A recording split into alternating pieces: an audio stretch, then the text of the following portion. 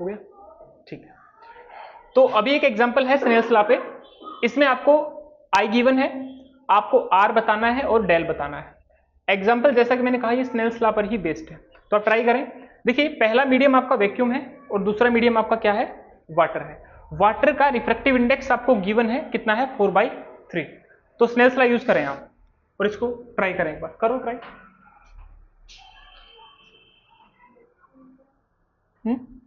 लगाओ। वैक्यूम का refractive index जो होता है वो होता है 1, ठीक है, और वाटर का कितना, 4/3 आपको गिवन है। करिए शाबाश। चलो ऐसा करना आप घर पे कर लेना है ना, मैं अभी आपको करवा देता हूं। देखो कैसे सिखाया आपको स्नेल्स लॉ यूज करना। पहले मीडियम का refractive index into sine of angle उस जो भी मीडियम में है। तो आप कहेंगे सर फर्स्ट मीडियम में वैक्यूम, तो वैक्यूम में हमारे पास रिफ्रैक्टिव इंडेक्स कितना होगा वैक्यूम का, 1। तो वैक्यूम का रिफ्रैक्टिव इंडेक्स हो गया है 1 इनटू साइन उस मीडियम में एंगल कितना है, बोलिए। अरे 53। ओके, ये बराबर होगा अगले वाले मीडियम का रिफ्रैक्टिव इंडेक्स कितना है, बोलिए। अरे बोलो 4/3 और इस मीडियम में साइन एंगल कितना है, आर, जो कि निकालना चाह रहे हैं। अब यहां से 53 की वैल्यू याद है, साइन 53। मैंने आपको एक ट्रिक बता रखी है एक ट्राइंगल से, आप उसको ध्यान रख सकते हैं। ऐसा देखो, ऐसे ध्यान रख लेना। अगर ये मेरे पास एक ABC ट्राइंगल है तो इसमें अगर ये एंगल 53 होगा और ये अगर 37 होगा ना, तो ये साइड्स आपके आएंगी 3 और ये 4 और ये 5। अब यहां से मुझे फटाफट बताओ साइन 53 की वैल्यू क्या है, बताओ।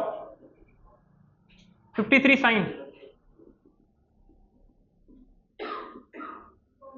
साइन क्या होता है, परपेंडिकुलर अपॉन परपेंडिकुलर कितना है 53 के लिए, 4 और अपॉन आ जाएगा 5, ठीक है, 4/5 ये इसकी वैल्यू आ गई है। तो आप कहेंगे सर यहां से अगर हम निकालना चाह रहे हैं क्या, आर की वैल्यू निकालनी है ना, तो आर की वैल्यू के लिए ये ट्राइंगल आप ध्यान रखेंगे, ये बहुत काम आएगी। जब भी 37 53 काम आते हैं ना, तो ये बहुत ज्यादा काम आती है, ठीक है।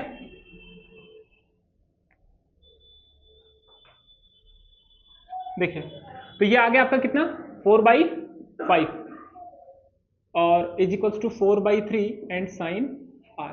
आपको क्या चाहिए, साइन आर चाहिए, तो साइन आर के लिए क्या कहेंगे, 4/5, ये मल्टीप्लाई कर देंगे इसको किससे, बोलो भाई, 3/4 से। अरे इधर ले आओ ना इसको, ठीक है। तो ये आपका ये कैंसिल हो जाएगा और ये कितना आ रहा है, 3/5। साइन आर ये आपका 3/5 आया, तो आपको पता है आर की वैल्यू क्या होगी यहां से, अभी जो ट्राइंगल बताया ना उसी से अगर आप इसको चेक करते हैं देन यू गेट आर, आपका ये आ जाएगा 37 डिग्री, ठीक है। आर की वैल्यू कितनी आ जाएगी, 37 डिग्री। बात समझ में आई, ठीक है। अगर ये आ गया तो डेल तो आप शायद आराम से निकाल लेंगे। डेल अगर ये एंगल आपका कितना है, ये एंगल आपका 37 है, सोचो डेल के लिए क्या फॉर्मूला सीखा है आपने, डेल क्या होता है, आई माइनस आर मोड में, है ना, आई माइनस आर। तो आई की वैल्यू बताओ कितना थी, 53 माइनस कितना 37, आई थिंक 16 डिग्री आ जाएगा, ठीक है ना, 16 डिग्री आ जाएगा। तो इस तरह से हम आई आर जो भी आपसे पूछा जाएगा अकॉर्डिंग टू क्या क्वेश्चन में आपको गिवन है वो चीजें आप आराम से निकाल सकते हैं। एक बार उतार लो इसको जल्दी से।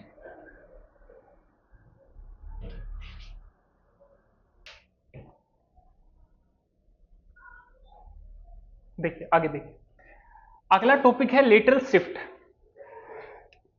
देखिए ये कोई भी मान लीजिए हमारा मीडियम है, इधर सपोज करो ग्लास है, ठीक है।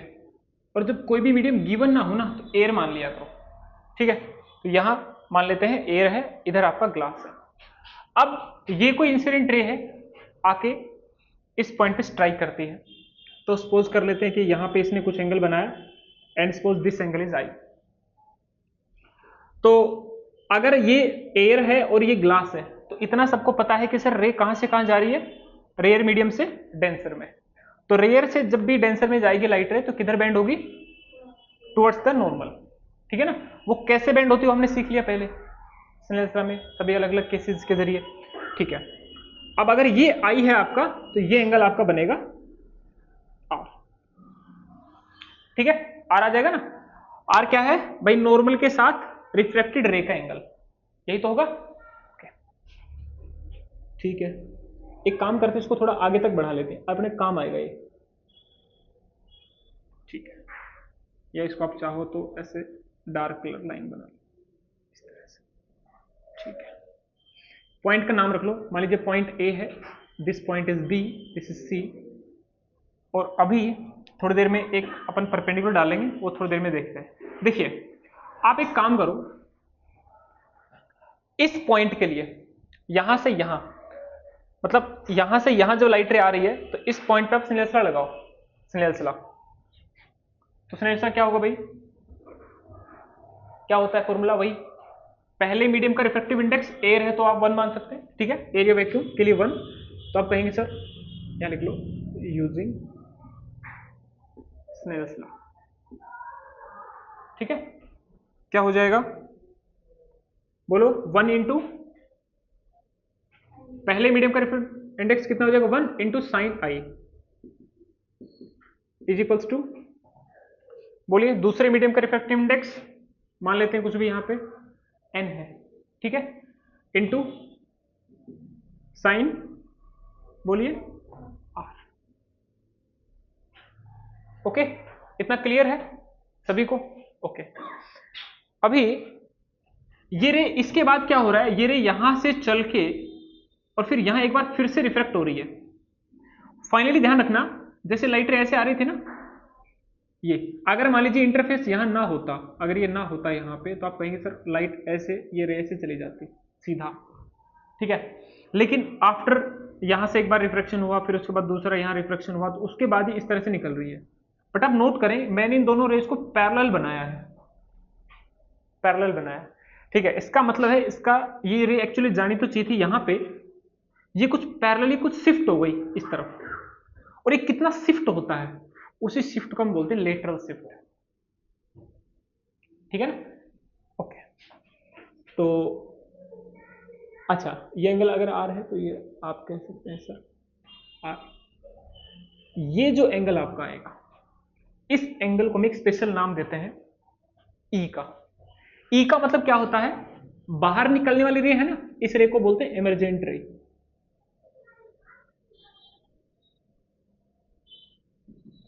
इमर्जेंट रे, इमर्जेंट रे मतलब जो इमर्ज हो रही है, बाहर निकल रही है भाई, आफ्टर सम रिफ्रैक्शन रे बाहर की तरफ आ रही है, तो उसको बोलेंगे क्या, इमर्जेंट रे। इमर्जेंट रे का नॉर्मल के साथ एंगल, इस ई को हम बोल देते हैं एंगल ऑफ इमरजेंस। क्या नाम रहेगा, एंगल ऑफ इमरजेंस, ठीक है। इमरजेंट रे का नॉर्मल के साथ एंगल क्या बोला जाएगा, एंगल ऑफ इमरजेंस, ठीक है। अब इस पॉइंट पे भी एक बार आप स्नेल्स लॉ लगाओ, पॉइंट सी पे, तो आप कहेंगे इस मीडियम का रिफ्रैक्टिव इंडेक्स बोलिए n इंटू, पूरा अगर लगाएं तो n इंटू साइन आर बराबर हो जाएगा अगले मीडियम का रिफ्रैक्टिव इंडेक्स।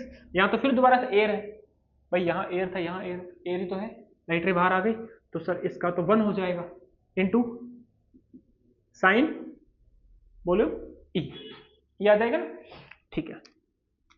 अब जरा नोट करें, यहां पे sine i n into sine r के बराबर है, और यहां पे यही n इंटू साइन आर बराबर है साइन ई के।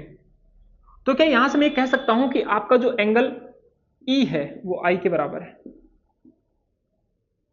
बोलो भाई, हमने कुछ अलग से कुछ मैथमेटिक्स नहीं लगाया, सिंपल सा मैथ लगाया। तो आप कह सकते हैं कि सर अगर ये n इंटू साइन आर यहां साइन आई के बराबर था, यहां से हम कह सकते हैं कि ये इसके बराबर आ रहा है, तो दोनों बराबर हो जाएंगे। दोनों बराबर का मतलब है E बराबर I आ गया। इसका मतलब ये हुआ कि जो जितने एंगल से हमारी रे इंसिडेंट रे ने या इंसिडेंट किया था इस पॉइंट पर, फाइनली जब रे बाहर निकल रही है ना, उतने ही एंगल से बाहर निकल रही है। भाई I और E क्या है, दोनों बराबर है ना, I और E दोनों बराबर है, ऐसा ही तो है, ठीक है। ओके, तो E बराबर आप कह सकते हैं I है। ओके, I जितना था उतना ही आपका E है।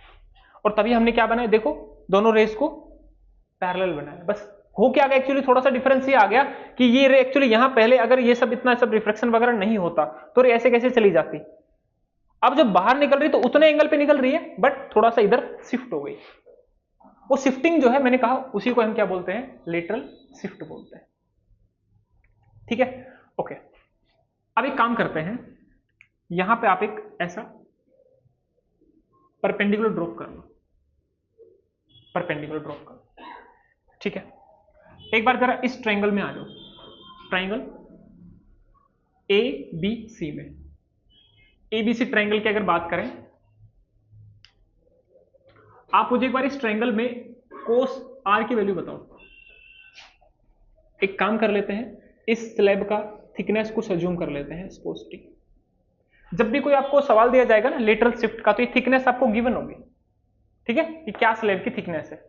तो मान लेते हैं स्लैब का थिकनेस टी है, तो देखिए थिकनेस से मैं ये कहना चाह रहा हूं कि जैसे ये जो डिस्टेंस है, ये जो सेपरेशन है, उतना ही तो ए बी है, ए बी टी के बराबर है, ये कहना चाह रहा हूं। बात तो क्लियर है अरे सभी को, ठीक है। अब क्या करें, इस ट्राइंगल एबीसी में आप मुझे कोस आर बताएं। तो कोस आर क्या हो जाएगा, अरे कोस क्या होता है, बेस अपॉन, हाँ बोल सकते हो, इस कोई बात नहीं, वीडियो चलता रहेगा।